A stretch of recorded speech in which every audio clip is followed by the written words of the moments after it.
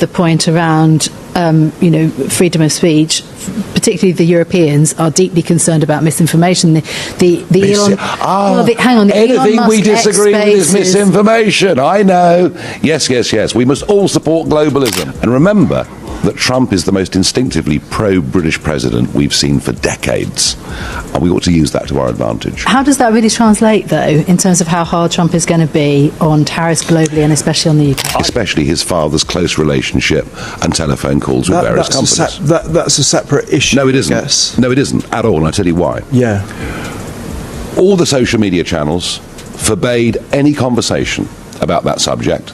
The Americans had an election with no debate on it. A moment too uncomfortable to ignore. Caroline Hepper, attempting to set the tone for the interview, stumbled over her words mere moments after it began. It wasn't the best way to start, especially when sitting across from Nigel Farage, a figure renowned for his sharp intellect and dominance in debate. From the outset, the tension was palpable, hinting at where this exchange was headed. The topic, Britain and the challenges of stagflation. Farage didn't falter for even a second. Composed and razor-sharp, he swiftly took control of the conversation. His responses weren't just quick, they were meticulous, loaded with facts, and nearly impossible to dismiss. The more Hepper pushed, the more Farage seemed to thrive. It was like witnessing a master strategist playing chess against someone who had yet to plan their next move. Farage's skill in interviews quickly became evident. His replies weren't just memorized sound bites, they were grounded in hard, undeniable realities. Every question Hepper threw at him was met with an answer so precise,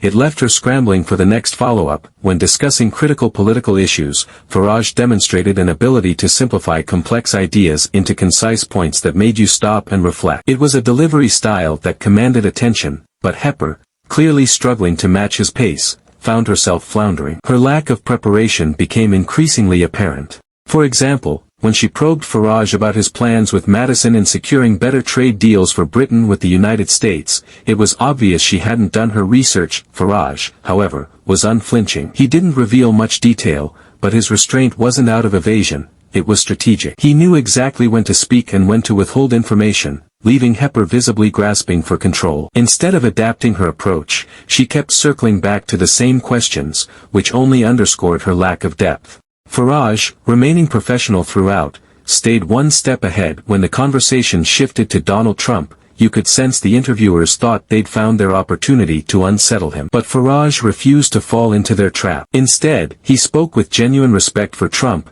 emphasizing their shared vision and understanding, particularly regarding strengthening the UK-US alliance. This threw Hepper off balance. She attempted to steer the discussion toward controversies surrounding Trump, but Farage stayed composed, sidestepping distractions and sticking to facts. The contrast between their levels of preparation and professionalism became even more pronounced as the discussion continued. Farage didn't hold back when assessing Britain's current leadership. He painted a stark picture of squandered opportunities, juxtaposing it with his claim that Trump was the most pro-British president in modern history. For Farage, this wasn't just about trade agreements, it was about redefining Britain's role on the global stage. At one point, Hepper seemed to question Farage's stance on migration, perhaps hoping to trip him up. "Are you anti-migration?" she asked. Farage responded firmly, "Who said I'm anti-migration?